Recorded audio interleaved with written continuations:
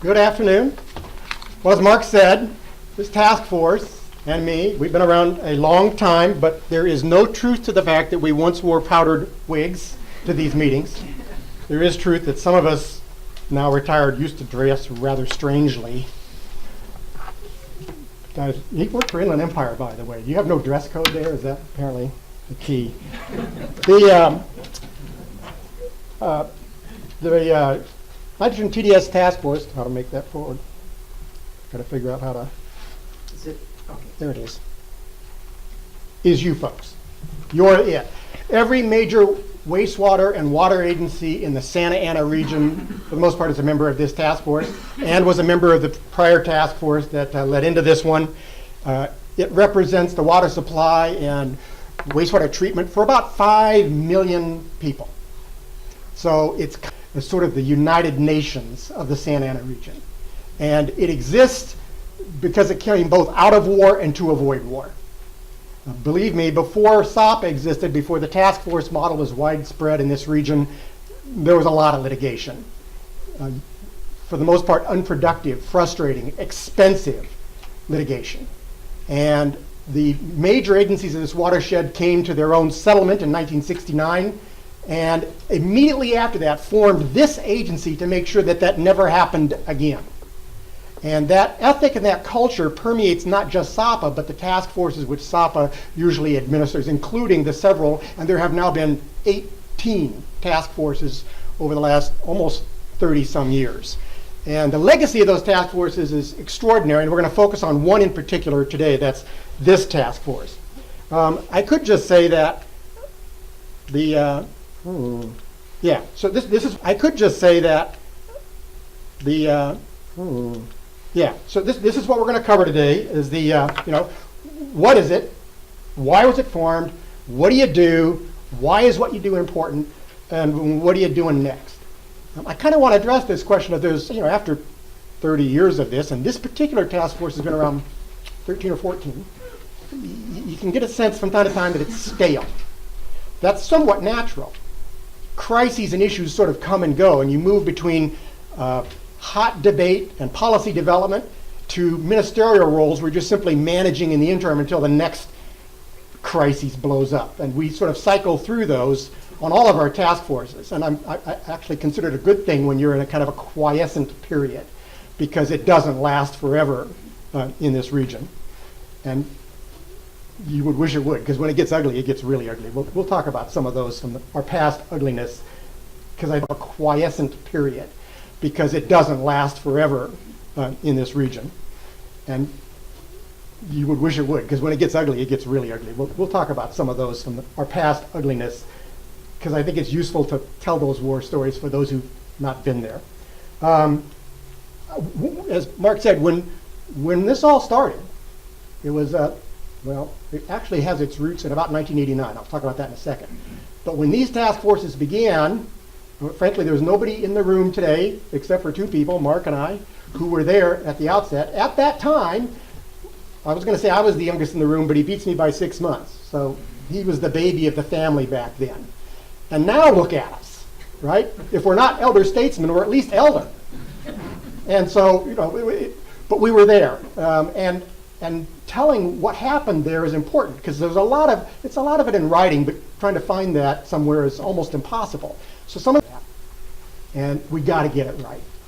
All right, so I could just say that the Basin Monitoring Program Task Force, which was formed in 2004, was formed because in 2004, in January of 2004, the Regional Board adopted a Basin Plan Amendment which re-described all the groundwater basins of the region, set water quality objectives for nitrate and TDS in every one of those, I think, 35 or 40 groundwater basins, established a waste load allocation for discharges to the surface waters that overlay those groundwater basins to protect that water quality, and required a monitoring plan to assess compliance with those standards to make sure that we didn't degrade water quality. And it's that last element in 2004, the monitoring plan requirement, that led to the same group of people who helped develop all that work to say, we want to be responsible for developing the monitoring plan and implementing it. So the Basin Monitoring Program Task Force was formed to implement those You were given a year to produce a monitoring plan that said how you were going to fulfill that requirement. And it really just comes down to these three things. The first is that you have to describe or characterize water quality in the Santa Ana River main stem and a number of major tributaries on an annual basis to show that we're meeting the wastewater allocation. You, every 3 years, have to go in and recompute the average groundwater quality for nitrogen and TDS in all of those groundwater basins for the entire Santa Ana region. And as it would have it, that although the 2004 Basin Plan Amendment didn't explicitly require this, the wastewater allocation model that they adopted 14 years ago had a projected lifespan of about 15 years, and so it becomes obsolete over time. And as it does, this same group of people said, well, since we created the first wastewater allocation model in cooperation with the regional board, we should be the ones to update it. So these two are mandatory tasks. This one is a voluntary task. But they all three tie together. And I'm going to talk about how they work.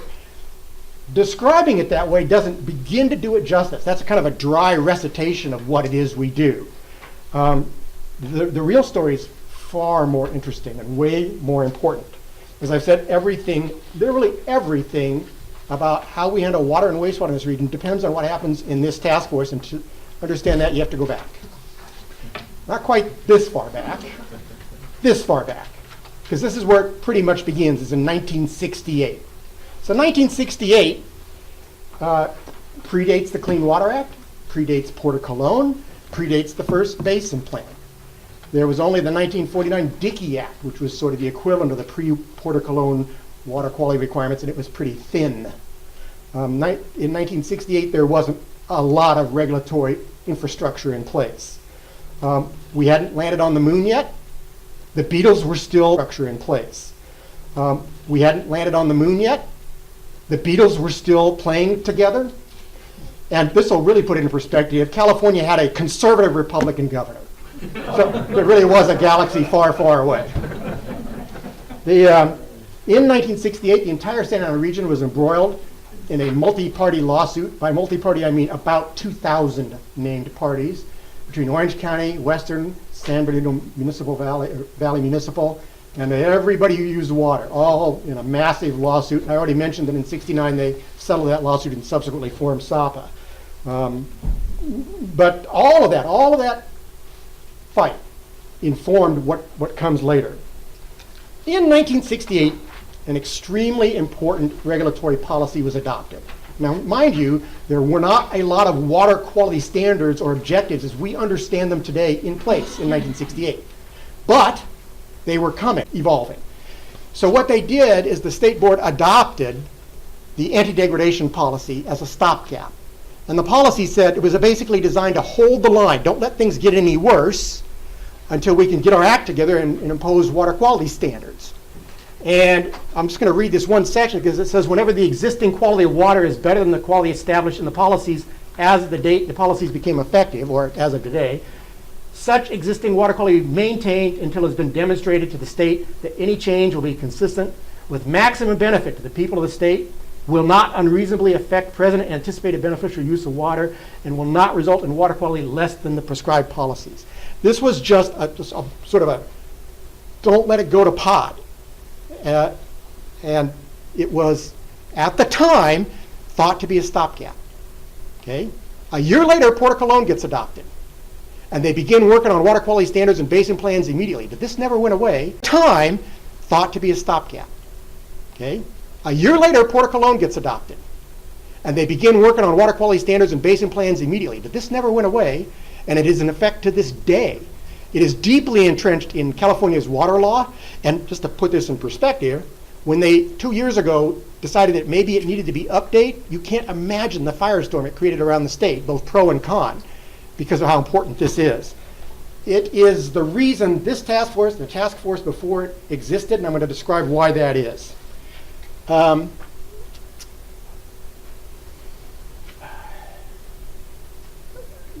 of Cologne was adopted in 1969. One of the requirements from Port of Cologne was that they adopt water quality standards.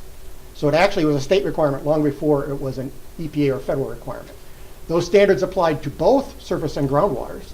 And so this region figured out where its groundwater basins were, either based on what was thought to be protective, particularly for primary MCLs like nitrate. So if it was 10 or above, the standard or objective was made 10. If it was below 10, consistent with that policy I just described, they set the standard for nitrate at a lower number, better water quality. TDS, there wasn't quite the same health-based threshold, so they tended to set TDS on whatever they thought was the ambient water quality at the time. You'll notice that things look a little different. Orange County split into two basins. One was called the forebay, the other the pressure zone. Chino's groundwater basins look very different. There were 2 or 3 of them here, and they were ascribed horizontally, even though the water flows this way. Better water quality up here, lower water quality here. The objectives were 220 and 330 milligrams per liter. So, things just look different. I should point out one other one. This is the Colton subbasin right here. It's kind of large back then. It looks very different today. And this is Arlington. I'm going to talk about both of these here in a second. When they did this, I cannot begin to impress upon you how fast they had to move to set those original objectives, because the Clean Water Act was passed and all the federal money was dependent on, you weren't eligible for any federal grant money for wastewater treatment upgrades unless you had water quality standards in place. And if you had to have it done by June 1st, 1971. So on May 31st at 8 o'clock at night, the state board adopted simultaneously 16 basin plans that had taken them less than 6 months to develop. I mean, you think about one little basin plan amendment we do now, it takes a couple of years, right? They did 16 basin plans in 6 months and adopted them in one sweep, all at once. And they did it 4 hours before federal money. Now, the guys who did that were principally a guy named Gordon Anderson and Bob Nicklin. Both worked for the regional board. Both are no longer with us. We had the great pleasure and honor of actually working with those men at the outset of all of our efforts. Gordon died in 1995. But I got to hear what the hell they were thinking when they did this. And the most important thing they said to me and to Mark was, it was interim objectives, interim basin plans. It was a temporary thing to make us eligible for money, and none of us thought it would survive a year before it got updated. And there we were in 1994, still arguing about what they had done in 1971.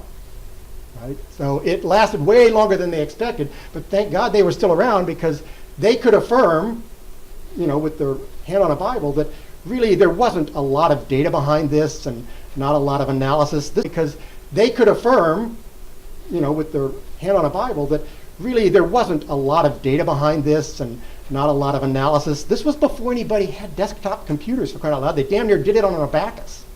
So when the two guys that did the work said, yeah, this is probably not all that technically defensible, it opened the door for us to redo the work and make it better. Let me describe just one example of where the numbers came from. A moment ago I mentioned Colton. Colton had a TDS objective at that time of 400. Where did that number come from? The assumption was, well, they'd gone out and monitored, and that was what the water quality was. Then you ask the guys who wrote that number down, and said, no, that's not what we did at all. So, well, how did you get to 400? And they said, well, it's like this. Orange County needs their water, this is their objective. It's wastewater had to be, and if you add a little stormwater to that, it'll be 600. Which means we set the Reach 3 objective to 650. This was 650 as a 5-year average. This became 650 as an annual average. That meant the city of Riverside's effluent limit was 650 milligrams per liter as an annual average. They also had an incremental limit that said they couldn't be more than 250 milligrams per liter over their source water. So if you're going to discharge 650 and then have an increment of 250, it means your source water has to be 400. And they got a lot of their water from Colton. So they assigned 400 to Colton. Not because that's what it was, but because that's what they needed it to be. It's aspirational. Okay? Fine in 1971, but in 1991, Ricks, Rialto, Yucaipa, some of these, they're all discharging this zone. and there's no assimilative capacity, and they can't comply with 400. By the way, the basin, and there's no assimilative capacity, and they can't comply with 400. By the way, the basin never did have 400. That didn't matter. But suddenly there was looking like we might have to do reverse osmosis to meet something that was aspirational. It was a very small work group of Gordon, Jerry Thiebaud, the EO at the time, and Bob Nicklin, and Mark Wildenmuth, who I want to make sure I clearly state was kind of the genius behind all of this, because he knew the deep history of this. He had worked on some of it as a young buck consultant himself, and he had enormous intellect and even more integrity. So he had a lot of credibility with the regional board. So when he walked them through all this, they were convinced that this just needed to be redone to make it right, before we started making people spend billions to meet a number that may or may not have any basis in reality. So the question comes up as to whether or not the numbers in the basin plan are correct. If they're correct, we'll have to meet them if they aren't in this area. And it had a TDS objective of 700. Now they knew at the time they put it at 700 that the actual water quality in that basin was between 900 and 1,000, because WRE had done a study to that effect. It was part of the judgment. So why'd they do that? And it had more to do with the number that, there was a number right here at Prado Dam. The summer baseline base flow number was 700. So they made this the highest number you could discharge in this area because it might trickle off the land and end up at Prado Dam. So they applied the lower of the two, the 700 number. That's how Arlington got to be 700, even though the ambient at the time was 900 to 1,000. Why is that important? Because of this. The infamous, and I emphasize infamous, Rancho Caballero case is probably, I have trouble naming a more important state board decision than this case. And it was probably, I have trouble naming a more important state board decision than this case. And it was very early on. Rancho Caballero is a mobile home park over here in Riverside, discharging about 50,000 gallons per day from a packaged treatment plant. Their discharge was right at 755 milligrams per liter into the, above the Arlington Basin, which, as I said, had a 700 milligram objective, but had 900 to 1,000 part receiving water. The regional board went ahead and issued this permit in April of 1972 at this limit, because this was water that was actually going to improve the receiving water quality. So there was no argument about that. This seemed to be an intuitively good thing. Orange County appealed that permit to the state board. And the state board ruled in Orange County's favor and remanded the permit and said that the limit could not be higher than 700 milligrams per liter. If it's higher than this, there's no assimilative capacity, and under such circumstances, an effluent limit cannot be higher than the objective. Hugely important decision, having enormous ramifications all over the state to this moment. And so it got remanded. The interesting thing about the story is the mobile home park's long gone. They found another solution right away. But the footprints they left on our neck are still there. And they really do govern what it means to comply, because we have this problem all over our watershed where our existing water quality is higher than our objectives, which is why this has to be right. If this had been 900, this would have been permissible. But it wasn't. If they'd set it to the ambient number, it would have been permissible. They didn't. So that thing which was only supposed to be temporary wasn't. That was the outcome of it. And that decision then had impacts on many, many permits that came later. The folks who did it could never imagine that that was going to be the result. Wasn't. That was the outcome of it. And that decision then had impacts on many, many permits that came later. The folks who did it could never imagine that that was going to be the result of it, but it nevertheless was. What the state board told the regional board in the decision was you have three choices. Either write the effluent limit to comply, which is make this 700, right? Or deny the permit altogether, zero discharge, or change the objective. Now, as I said, the mobile home park found another solution and went away, so that never came about. But that changed the objective thing, which, the state board didn't say you couldn't do it as long as you could show that 760 would be protective. You were allowed to do that. It's just that they didn't go through the pain and suffering back then. All right, so why would Orange County MWD care about a dinky little mobile home park in the hinterlands of Riverside that was discharging mostly to groundwater? This is why. In the 60s and early 70s, TDS was sky high. That line right there is the 700 milligram per liter base flow objective for the summer at Prado Dam. The 650 is the REACH 3 annual objective at the same location. And all these green dots represent measurements of surface water in excess of those two objectives. That's why Orange County cared. In fact, what Orange County asked the judge in excess of those two objectives. That's why Orange County cared. In fact, what Orange County asked the judge to do was issue the permit, but issue it at 700, not because they cared a lick about Arlington, but because they cared about what was happening at Prado Dam. And this is what was driving it. So that in 1968 and 69, it wasn't just the fight over the resource of water, it was the fight over the quality of it as well. And if you picked up the 1969 judgment, you will see the very first example in this region of an offset strategy.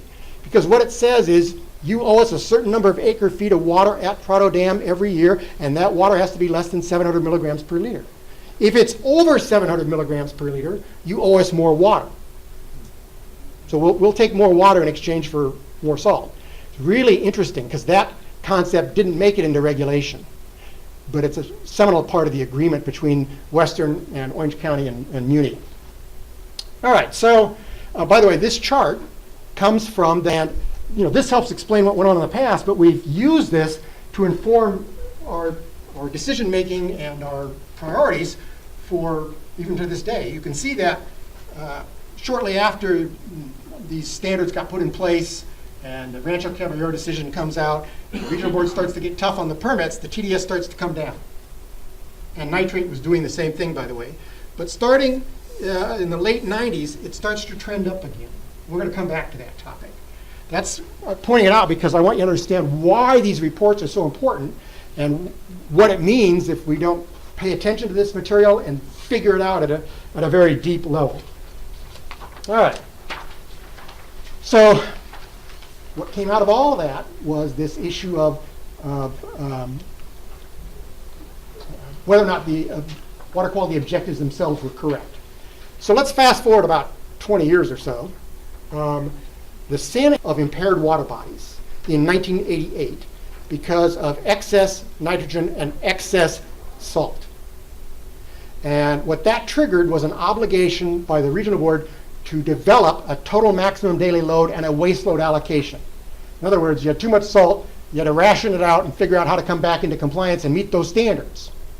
That was all those green dots I showed you before.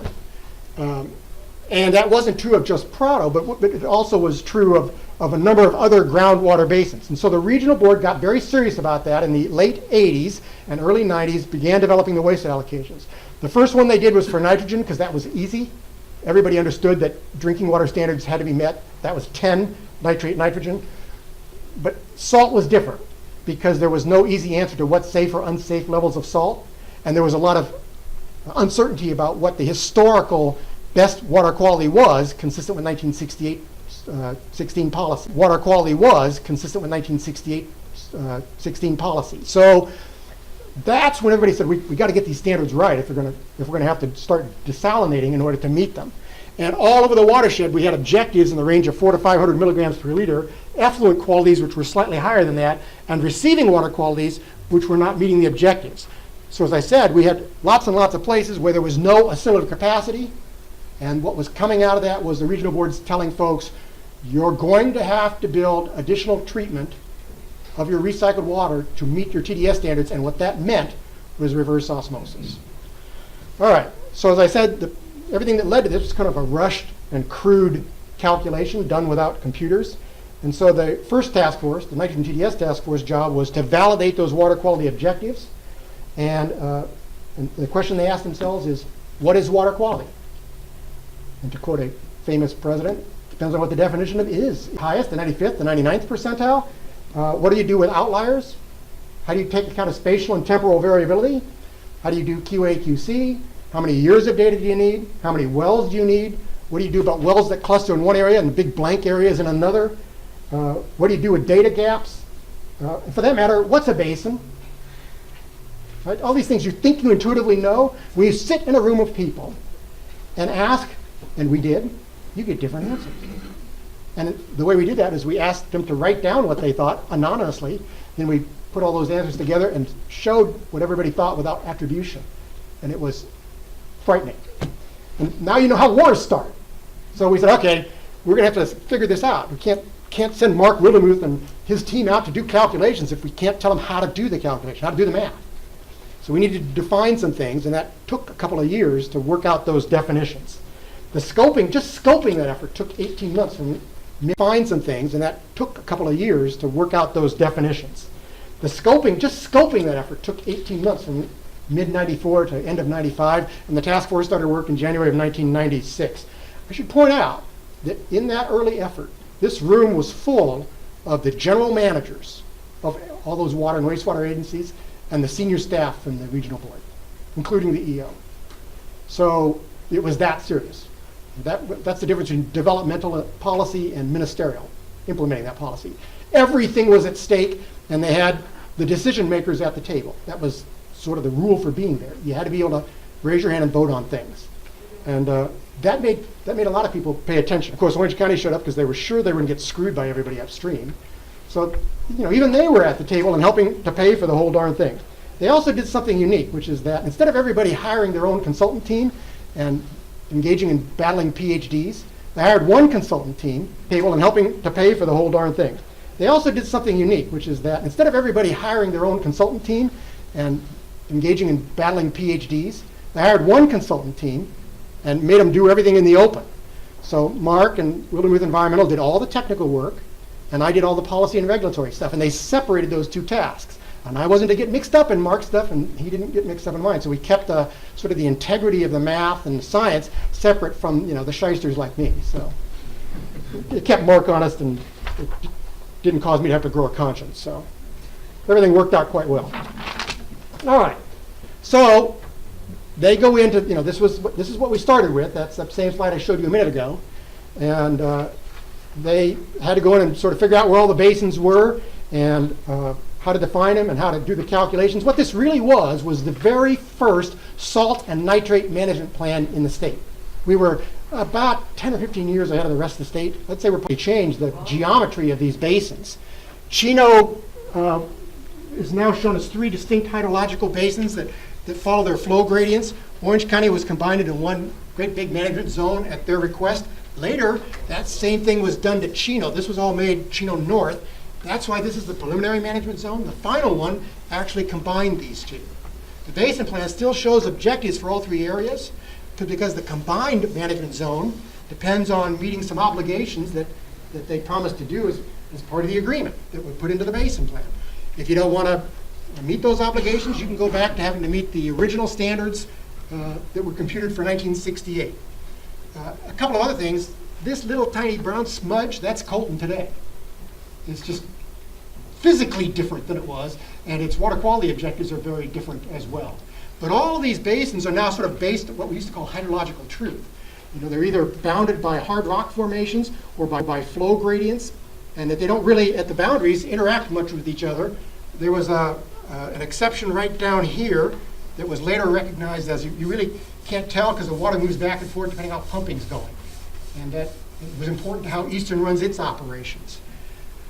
So it took 8 years to get to that, to do all the definitions, work out the compromises, get agreement, do the math, figure out what the waste allocation needed to protect all those standards would be, and then get it approved. At the time, we got chided a lot for taking so long. I submit now that the state, by the way, became the archetype for salt and nitrate management plans for the entire state. In 2009, the state board said everybody in the state has to do this. And they exempted us because we'd already done it. But the actual recycled water policy requirements essentially require that, well, they used us. They stole from us and said, do this, which the rest of the state thanks you heartily for. And now it is 2018. 9 years later, none of them are done. None of the other regions are done. So they're a year beyond what it took us. I'm just pointing out that what it sounded like a long time back then was actually pretty quick by comparison. All right, so it actually got approved in, as I said, 2004. We had new basins, new water quality objectives for nitrate and TDS. And I should point out also that when this was done, it was done unanimously and without one single objection letter from any agency or person in the public at all. It was historic. And it turns out that that's not unusual around here anymore, but back then it was astounding.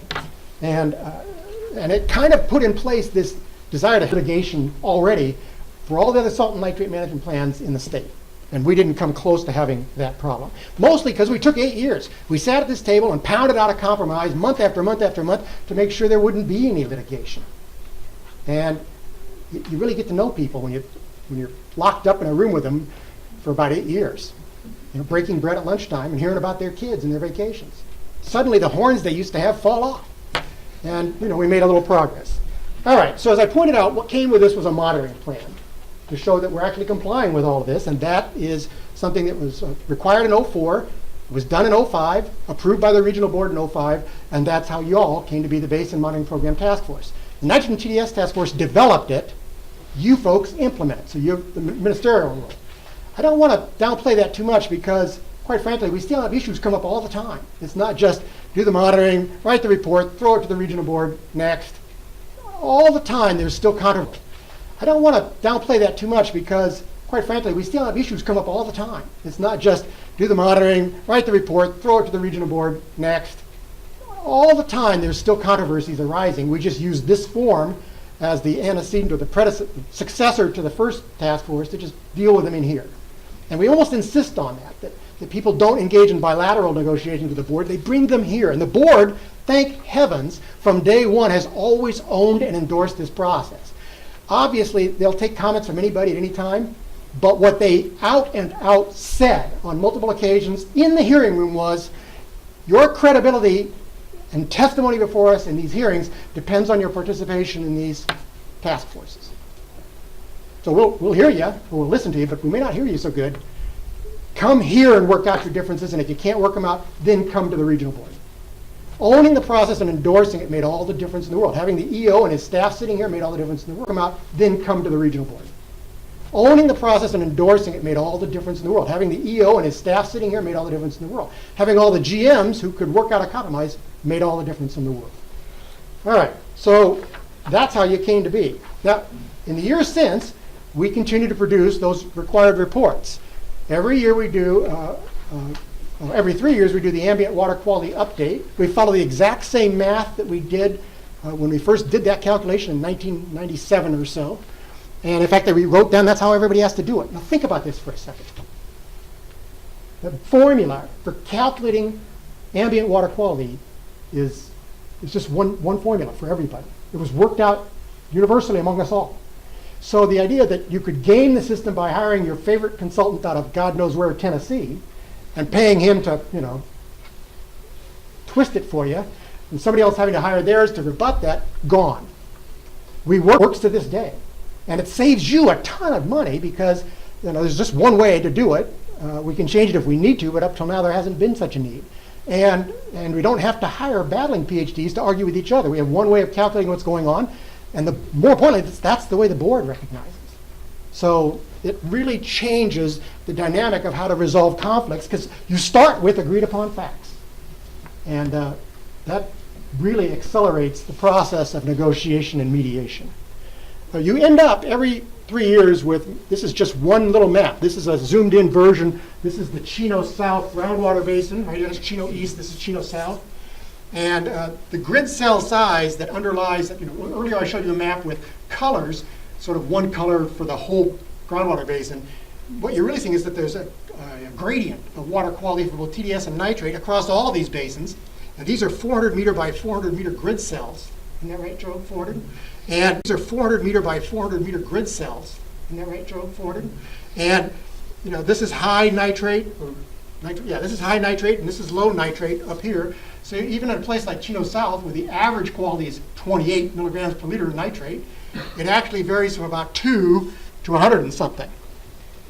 So even talking about it as a single number is difficult when you have this kind of variation. I also want to point out that we all know that the groundwater in this area hits bedrock and rises at Prado Dam, daylights at Prado Dam. So everything that's moving south, subsurface, eventually ends up here at the surface and over Prado Dam, including a lot of high TDS water from this area right here, which is why these little brown dots, this is the Chino Desalter Authority's interception wells. And they built these here to intercept that bad quality water and put it to good use again by desalting it. This was brilliant, that instead of building desalters up here in the name of pay for them here and essentially create new water out of water that was unusable.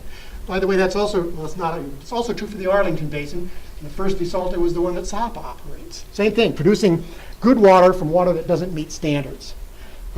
These maps we redo every 3 years, and they too inform a lot of our decisions. And as you know, this is last year, there was considerable discussion about what should be the nitrate objective for Chino South. The original 1968 number was, well, from the original Basin Plan Amendment, which reflected the 1954 to 73, 54 to 73 20-year period. This number was 4.2 milligrams per liter. The current ambient quality was 28 milligrams per liter. So you have a bunch of recycled water facilities that are putting water into the river at 10 milligrams per liter, which is way less than 28, but a little bit more than 4.2. And even problem is this. This is Rancho Caballero all over again. You're putting water in the ground when it finally gets there at about 5. The objective is 4.2. Current ambient quality is 28. You have no assimilable capacity. You can't do it. Now you can all sit around and say, well, damn, it makes good sense to put 5-part water on top of a basin that has 28-part water. Right? Wouldn't that be a good thing? It's half the primary MCL, for Pete's sake. It is a good thing, it's just not legal. So, you know, when I said we have controversies arise from time to time, this was one of them. And, you know, this was where we had to work through whether or not, how do we legalize this? We really kind of want this to happen, but we don't want to screw up Chino Desalter's operations. And we don't want these guys to take their water out of the river. And we don't necessarily want them to build $200 million in additional nitrogen treatment that, frankly, gets them to, 4.1 instead of the 5 that they're at. Doesn't have a lot of public benefit. So those have to be worked out. We went through a long list to take their water out of the river. And we don't necessarily want them to build $200 million in additional nitrogen treatment that, frankly, gets them to 4.1 instead of the 5 that they're at. Doesn't have a lot of public benefit. So those have to be worked out. We went through a long list of alternatives and ended up, remember the options were revise the effluent limit, that's the non-starter, deny the discharge, non-starter, or change the objective. And that's what we ultimately did, and that literally just got approved by the state board finally last month. So it was hard. It's supposed to be hard. It's supposed to be hard because it's a collaborative process. We don't do it by fiat around here. And we don't say, screw you, our lawyers are better than yours. We'll hammer it out in front of the board and in the court later if we have to. It's not a great way to make water resource policy. So these maps and these products that we produce here help us govern ourselves to a reasonable and mutually agreeable outcome. This is a page from the most recent update that was completed by Daniel B. Stevens and Joe Leclerc's team. You have this already on your hard drive somewhere. I put this up here because we've been doing this for a long time, but this was an innovation done by Daniel B. Stevens. They call this what are called the Atlas. This is awesome. There's a page like this for every groundwater basin in the region. It shows where that basin is on a map, shows what else is in relation to it, shows how many wells were in the region, how much data was used to do the calculations, shows you some key sentinel wells, that sort of thing. And then it shows you the current ambient quality computations over time and the trend. This one happens to be for Orange County. And it gives you a narrative about what's been going on, sort of a historical look, discusses the trends to some sense, and you get it all in one page. Cool. I wanted to point this one out because in about 2012, when we thought this was just a ministerial task, we started running into issues. And the issue we ran into was the TDS bumped up at Orange County, bumped up about 30 milligrams per liter, caused great angst around here because a lot of what we do is to make sure Orange County, who sits at the end of the line, is protected. So a bump like that, and a sudden bump like that, was very disturbing. When it happened, we didn't know that it wasn't going to, go exponential on us. We'd seen that happen. That's what Chino South did, by the way. It was 4.2 until it wasn't. It went from 4.2 to 28 in less than 10 years. And that was just stuff coming out of the Vado zone. So when you see this, you're thinking, uh-oh, this ain't good. And so we had to get after this. Why did this happen?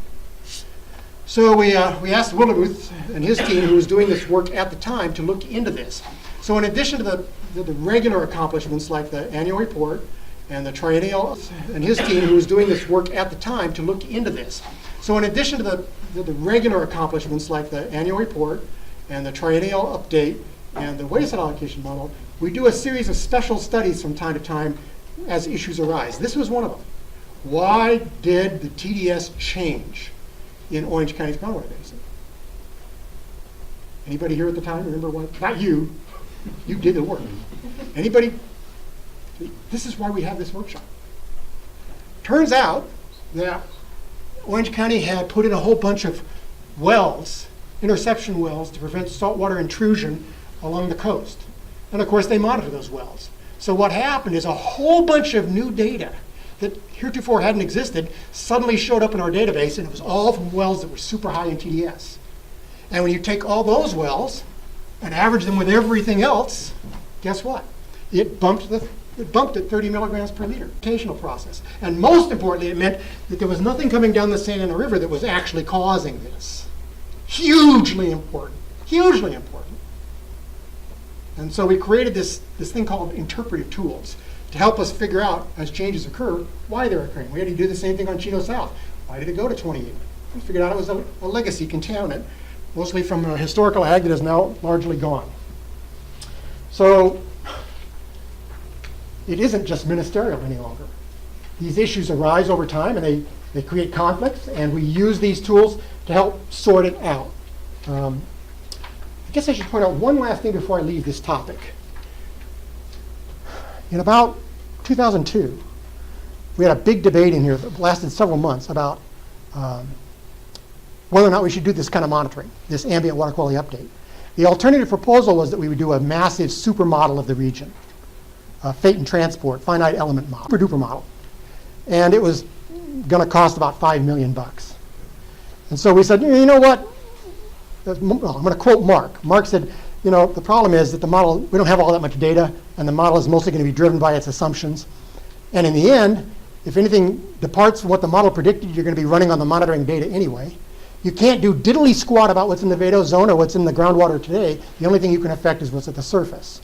So let's just go to a real-time modeling, real-time monitoring approach, where we just monitor a lot and then track it.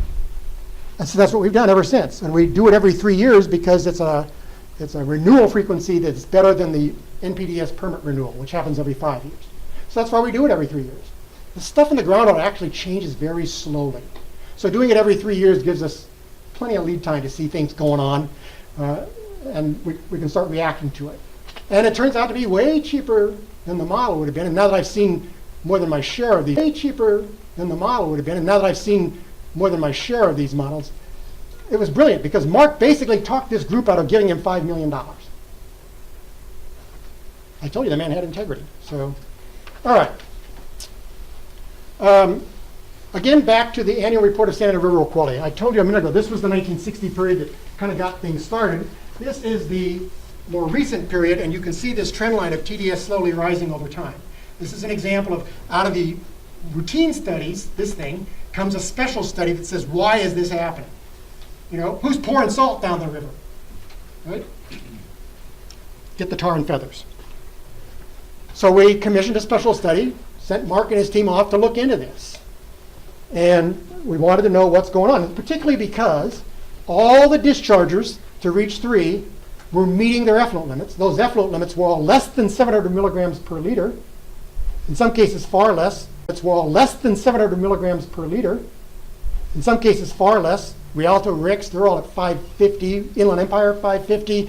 Riverside, 650. So if you add all that up, how in the world are we exceeding 700? There's nobody discharged. It's 95% effluent, all of which is 650 or less. How does it get to be 700? So that, the board says we agree with you, but the fact of the matter is, if you're busting the standard, and we started busting it in 2012, we busted it again in 13, 14, 15, and 16. And the board is finding itself in Rancho Caballero land again.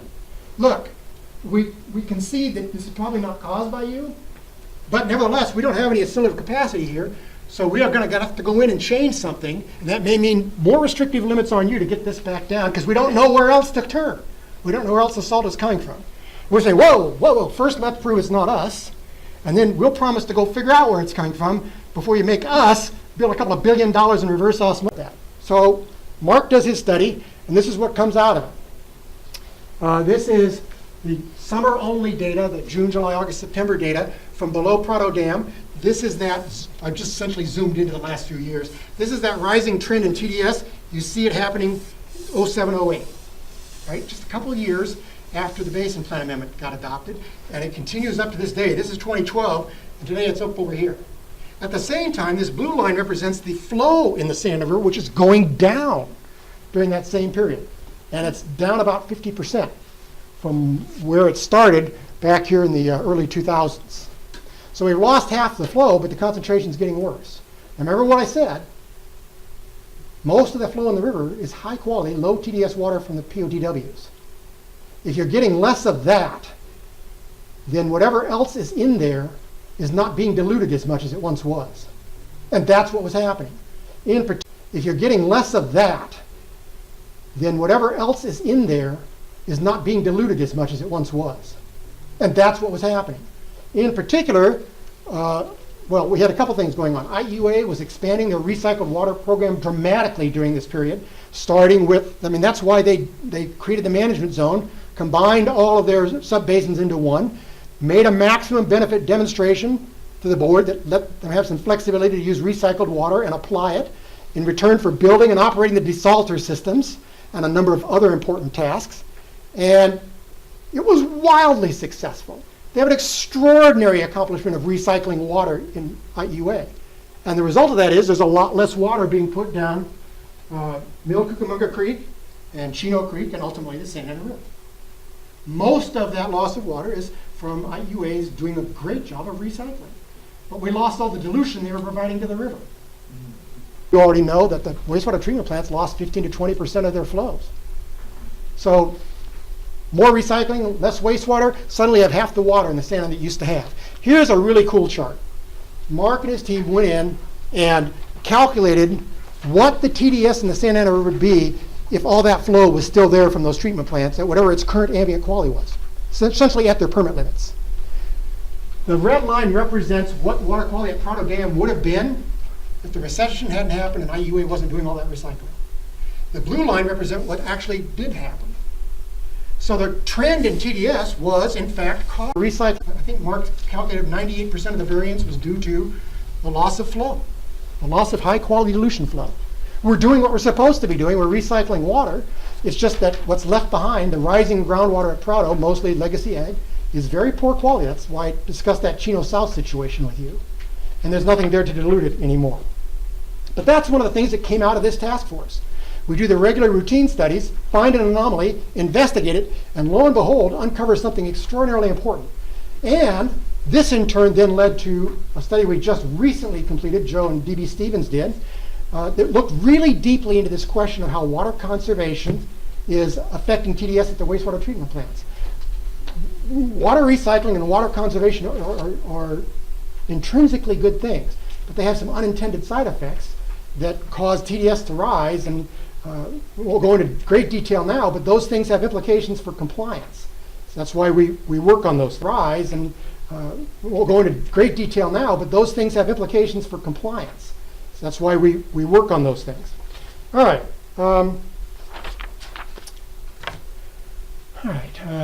So I pretty much walked you through the annual report and the one we do every 3 years. I want to talk a little bit about the wastewater allocation model. We developed a wastewater allocation model in 2004 to assure that we would comply with the water quality objectives. That's that same wastewater allocation that was supposed to be done in 1991 or 2 and got deferred.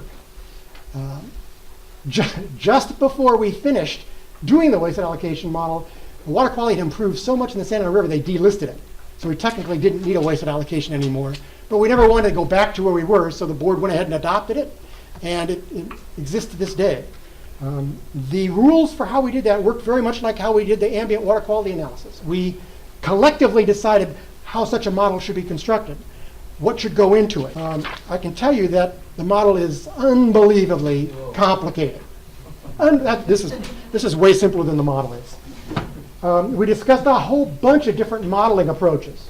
Mark buried us with a vocabulary that none of us understood, but we all nodded a lot, stroked our chin. Ultimately voted whatever he told us to do. So, but underlying that discussion was something simple. Mark boiled it down to this.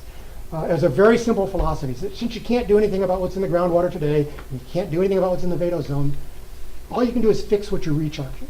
And ultimately, and this is a phrase I borrowed from him, ultimately, the groundwater quality will asymptotically approach whatever it is you're recharging. It may take time, but eventually the groundwater should look like exactly what you're putting in.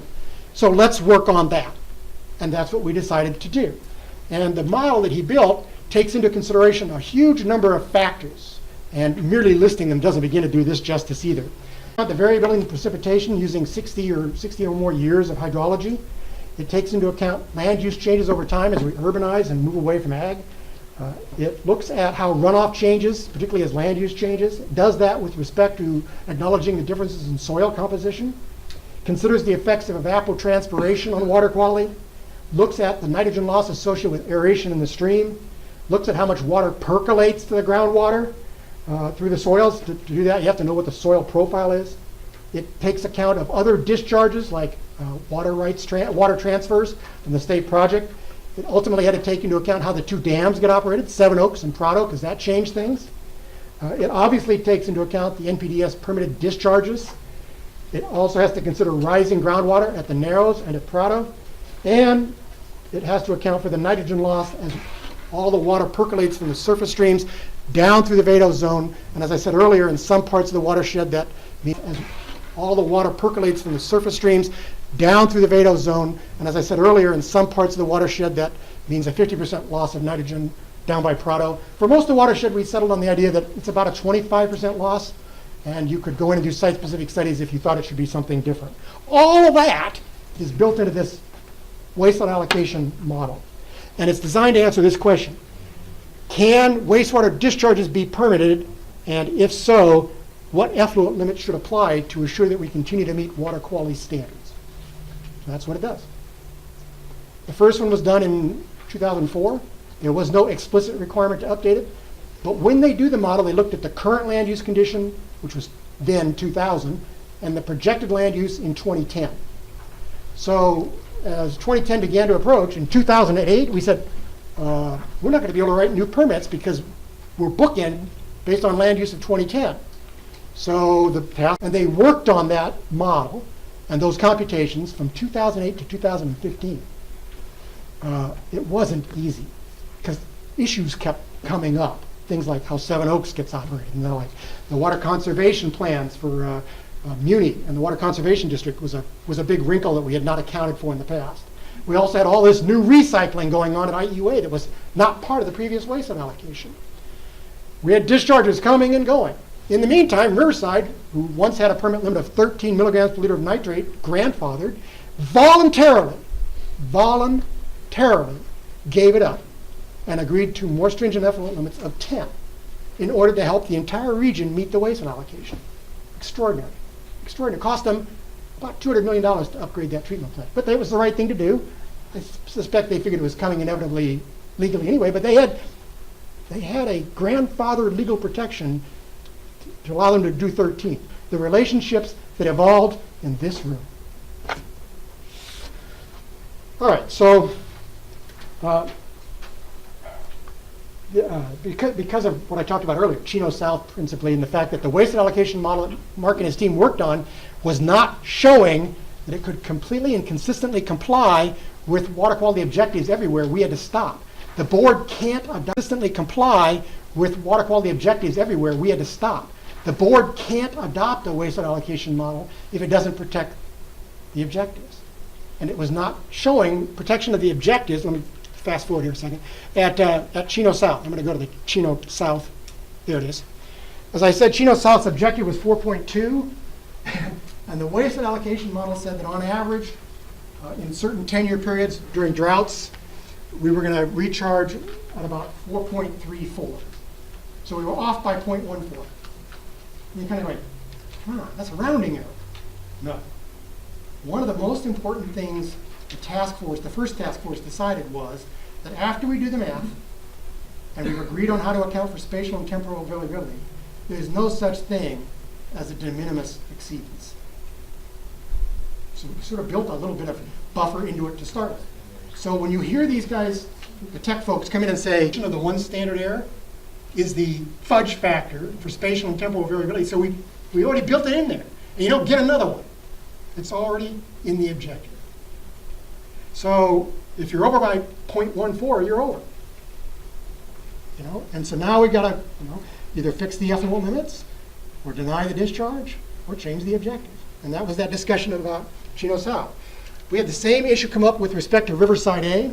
The city of Riverside wanted to use recycled water overlying the land uses of landscape irrigation in the Riverside A groundwater basin, which is on the northwest side of the river, just north of here. And the problem is this. The objective for that basin is 580, I think, 580 milligrams per liter TDS. And Riverside's recycled water is 650 milligrams per liter TDS. So the good news is, for that basin is 580, I think, 580 milligrams per liter TDS. And Riverside's recycled water is 650 milligrams per liter TDS. So the good news is Riverside A has a similar capacity. This is their objective, and this orange line that's hard to see, that's the current ambient quality, and that gap in between represents a similar capacity. And you can see that the 10-year rolling average isn't exceeding that. So, okay, but what that means is, although we're not likely to violate the objective, we are likely to make water quality in Riverside A slightly worse over time. It'll degrade, but it won't violate the objective. The board can authorize this. They can allocate a similar capacity to facilitate the use of recycled water for landscape irrigation, but they have to deliberately do that through the public hearing process. Orange County objected to the first set of permit limits because it failed to take that into account.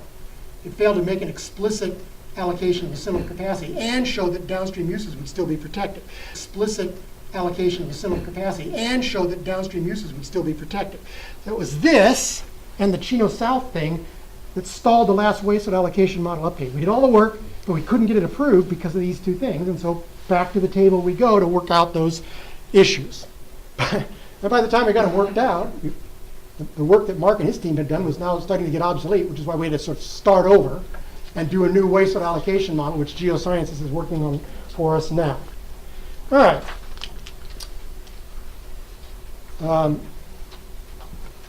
As I said, all of these things, you can trace literally everything I just described back to that 1973 decision by the state board called Rancho Catango, and the 1971 basin plan objectives that were done to make sure we were eligible for grants on the back of it. You think this matters? It matters a lot. There are literally billions of dollars in infrastructure, wastewater. Since this task force was formed, we've done 11 of these annual reports of Santa River water quality. God bless Rick Wetzel for doing it. It's hard. And every year we do it, even though we've been doing it for years and years, we end up arguing about something new. Right? Like, what should be the conversion between EC and TDS? We have a limited amount of TDS data at Prado. The objective is in TDS. We got tons of EC data. So either I do a limited number of samples and compute TDS with just TDS data, or I do a conversion. What should that number be? And then you find out that if you look back over the years, we've done that computation every year to figure out the correlation between the two, year after year, but we've only used that year's data to do it. So if you compare 11 reports, you see 11 different conversion factors. That kind of strains credibility. So we spent a lot of time thinking about what's the right thing to do here. And we bring it to the task force, and we ask them, how many angels? 2012, 13, 14, 15, 16, we're busting the objective.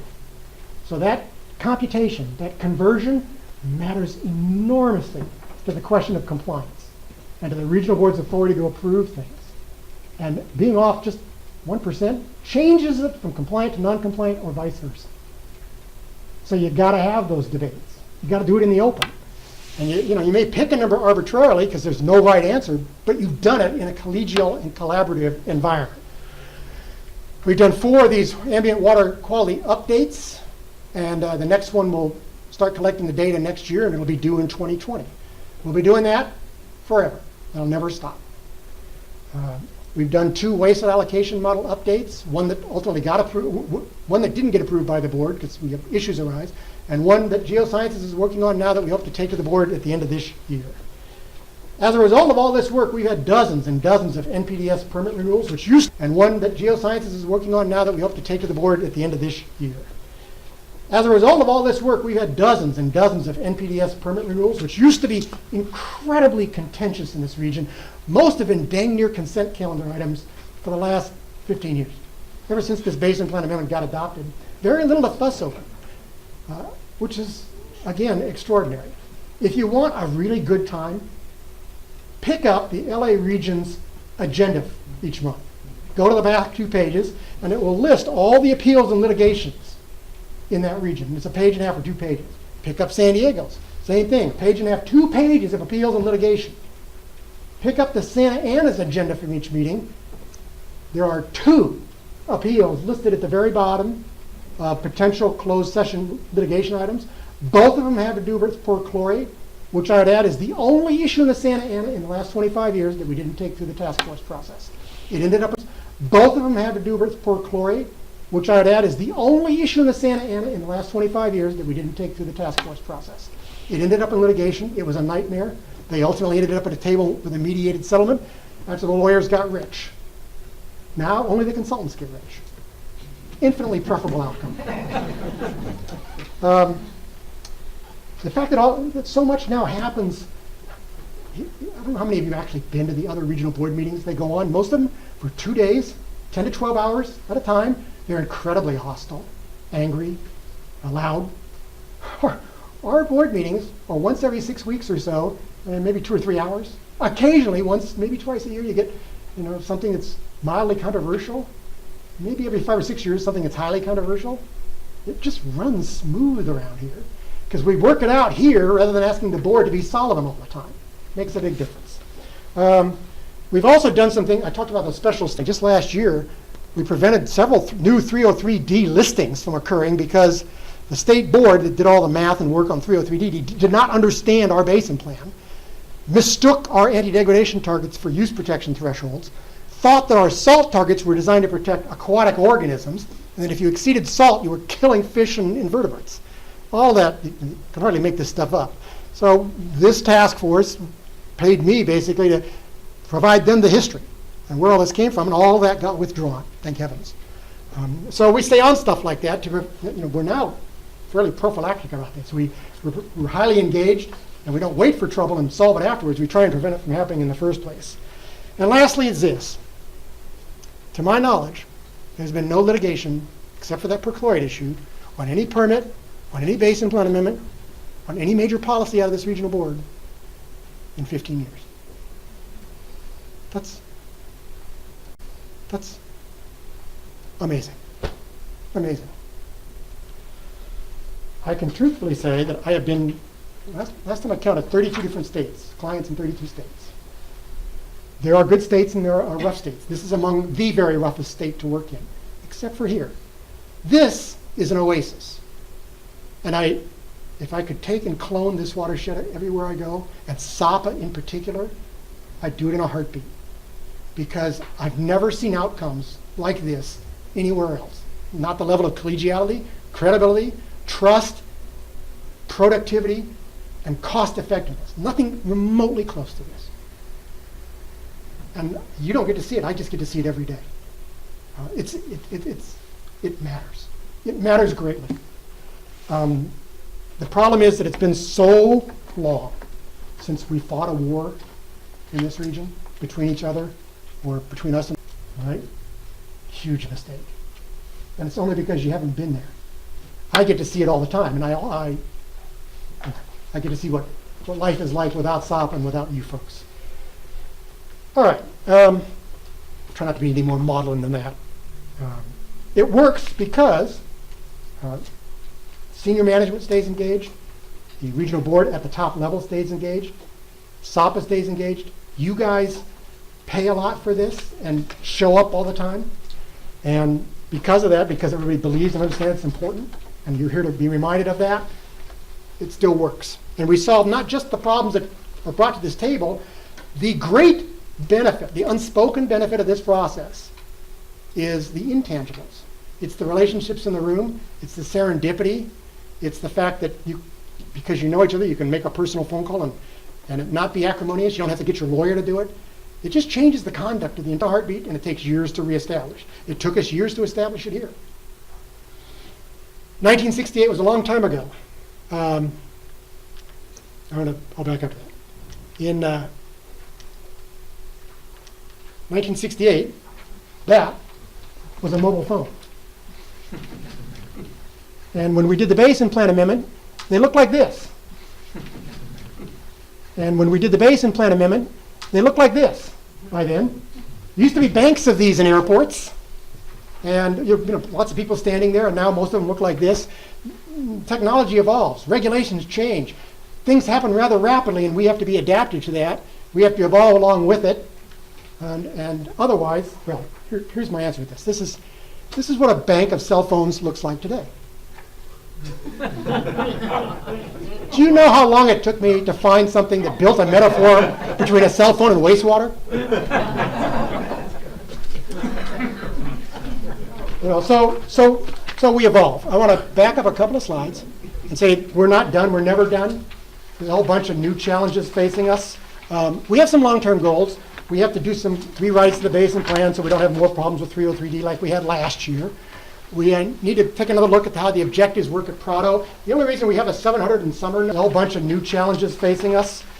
We have some long-term goals. We have to do some rewrites to the Basin Plan so we don't have more problems with 303D like we had last year. We need to take another look at how the objectives work at Prado. The only reason we have a 700 and summer number is because it was easy, and because there was only effluent in the river at that time, so it was an easy thing to do. But now we have computers and databases.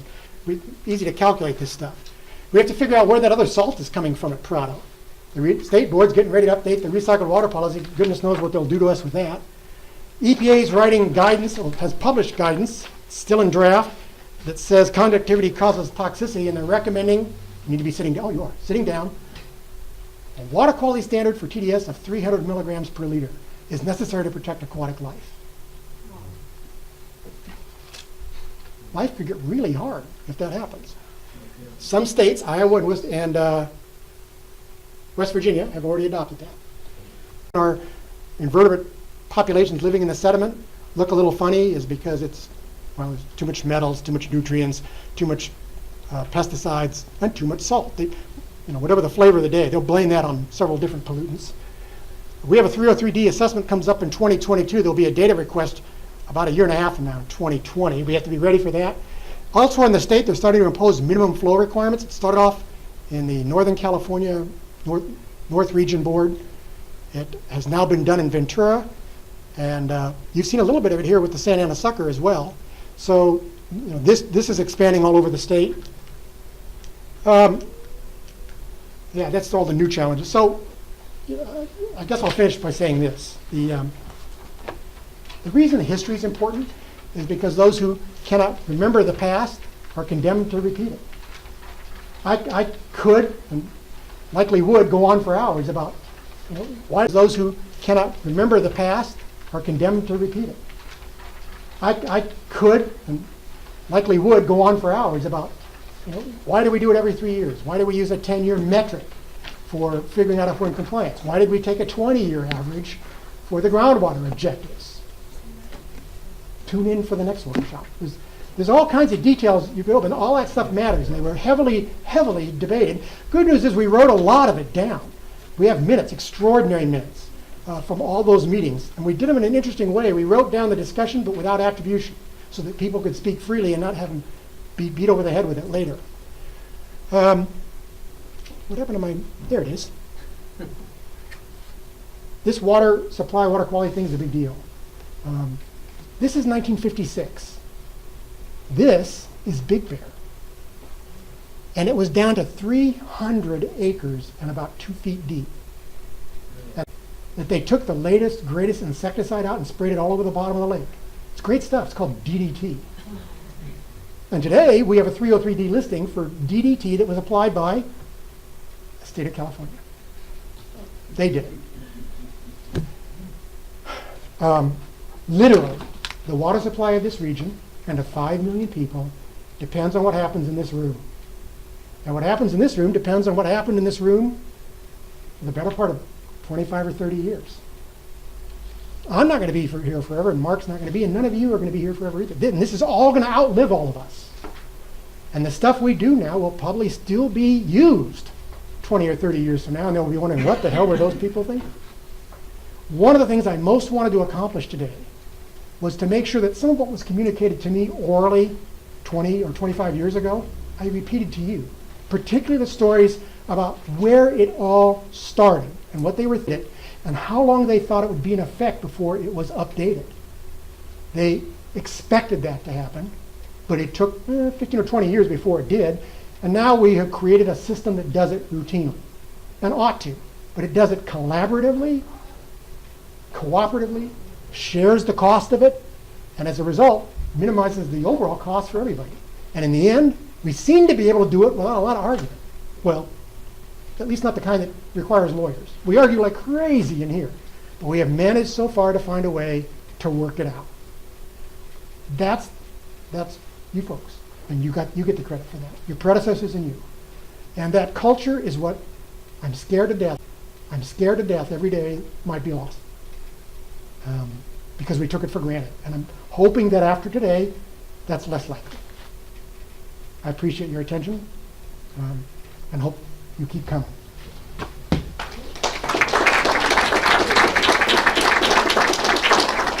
I know we've gone over